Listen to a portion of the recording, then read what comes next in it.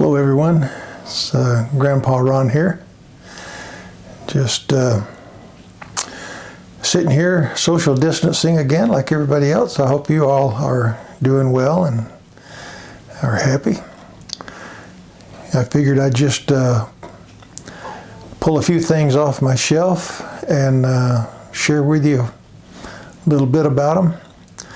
Just one more thing to do while stuck here at home, you know.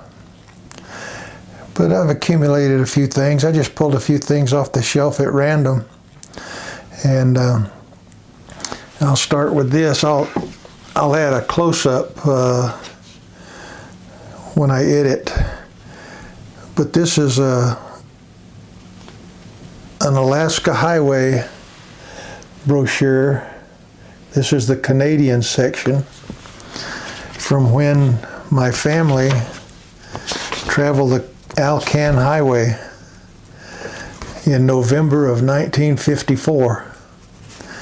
And we were traveling in a 1952 Chevy. And my dad said that we would travel all day some days and not pass another vehicle.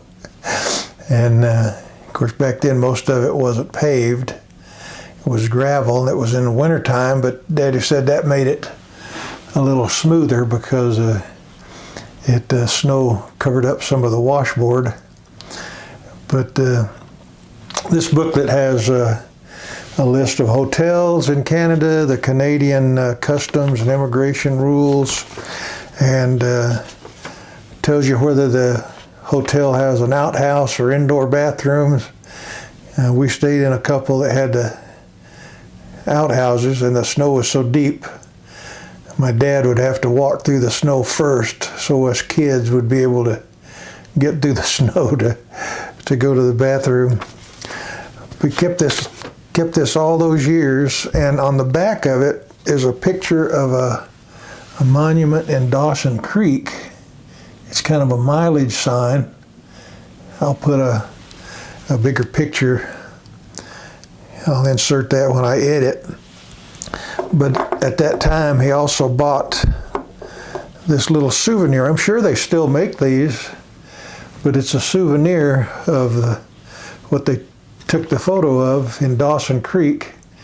And it shows the mileage to Fairbanks and Fort Nelson, different places. We had come from Fairbanks, so at this point we were 1,523 miles along our trip. But that's kind of a neat thing to have. What else we got here? I got these little elephants.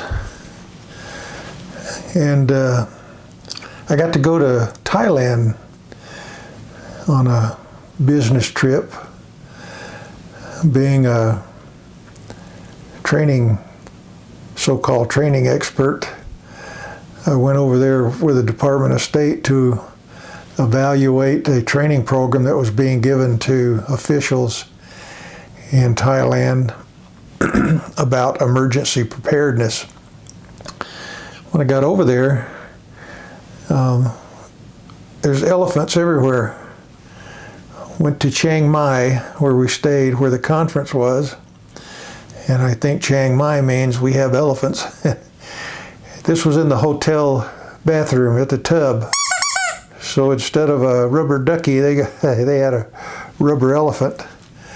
And then on the bed was a little stuffed elephant, but they were elephants everywhere. And they're working animals there, and I've got to go see. I have another video of an elephant show, and you can look at that, but the elephants were pretty cool. And one of the things that really impressed me with elephants was how quiet they walked. An elephant, a huge elephant, could walk right up behind you and not make a sound. You could not hear the footsteps. And it made me wonder about some of these movies, Jurassic Park and all that, where you have these huge dinosaurs. And in the movie, the tension grows as you hear these dinosaurs approaching. Boom, boom, boom, and the ground shakes and you can see the water in the glass trembling and all. But after seeing the elephants, I wonder if the dinosaurs were like the elephants. Just because they were big doesn't necessarily mean they made a lot of noise. I bet they could move pretty quietly.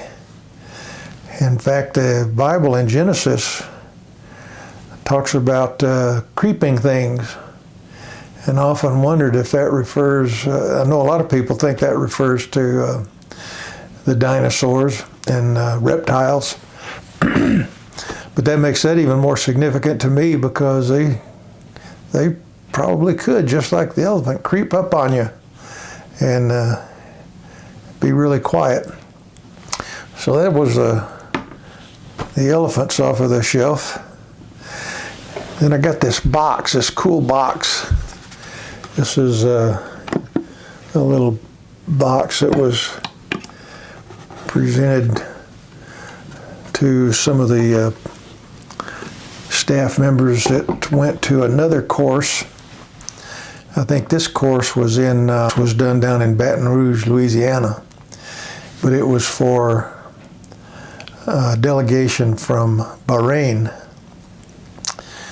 And the interesting story about that, it was we were evaluating a course that taught how to identify and disarm improvised explosive devices.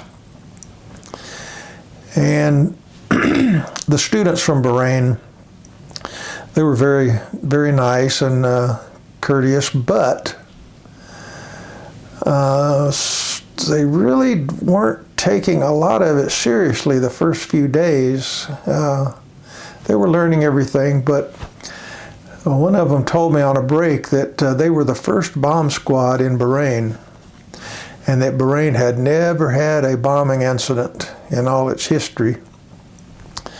And lo and behold, a few days later, they had 3 bombs go off in Bahrain. And these guys started really paying attention after that. And part of the course, they had to disarm improvised explosive devices, which is a last-ditch effort, last resort. Normally, you don't even try to disarm them. You set up what they call a disruptor or blow it up in place. But they did have a course on how to disarm them as a last resort if there was no other way you could handle it. And they had these devices hooked up so that if they made a mistake and actually triggered it, they had a device outside that would make a huge explosion noise so that they would know they messed up. And they'd have several of these groups spread out around the campus. They're doing these disarming exercises. And throughout the day, you'd hear boom over here and boom over there. And they learned pretty quick that it wasn't very easy and it was very, very dangerous. So when they got to the part of the course where they talked about remote devices, robots, where they send a robot out to the IED and use the robot to check it out and the robot to disarm it, they really liked that. And they got their checkbooks out. Bahrain's a very rich country, and they wanted to order bunches of them right away. That's for us, robots. Of course, the robots cost, many thousands of $20,000 plus each, but they had learned how dangerous it was, and they were all for the robots, and I can't blame them. But anyway, this was a little presentation from the Kingdom of Bahrain. Yep, nice little souvenir. Very thoughtful of them. What else did I pull off? I pulled this off. This is a wooden mug. I'll try to take a better picture of that too. But it's of the Marienburg Fortress in Würzburg, Germany. My dad was stationed over there, and the family went with him. That was back in the 60s. And government housing wasn't available immediately, so we lived in an apartment right below this castle.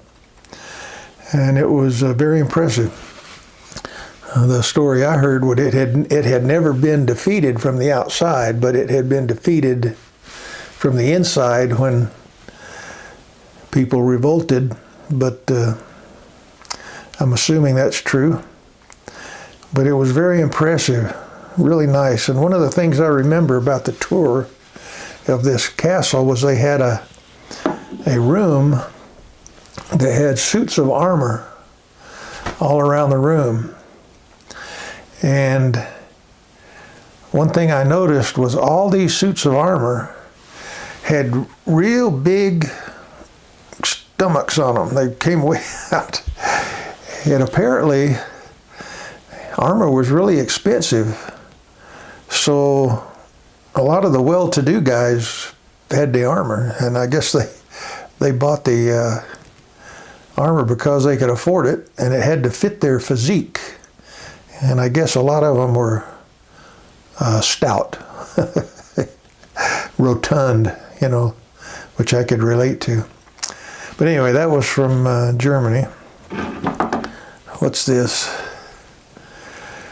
Oh, this is from the National Police Force in Senegal. I don't know if you can see that. Senegal. And the way I got that was we were evaluating a course on close quarters combat, how to enter buildings and trains and all that kind of stuff.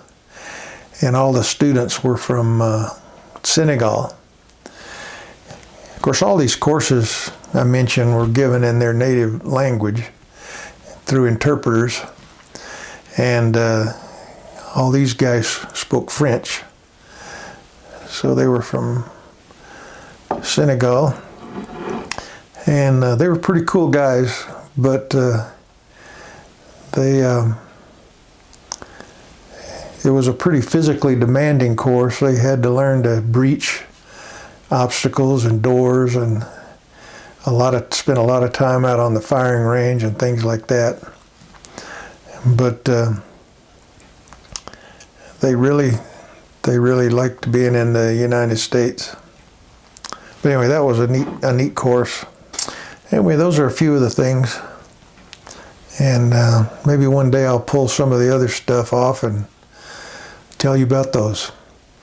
Well, it's been fun reminiscing, and hope you enjoyed seeing some of these things. And we'll see you again next time. God bless. Bye-bye.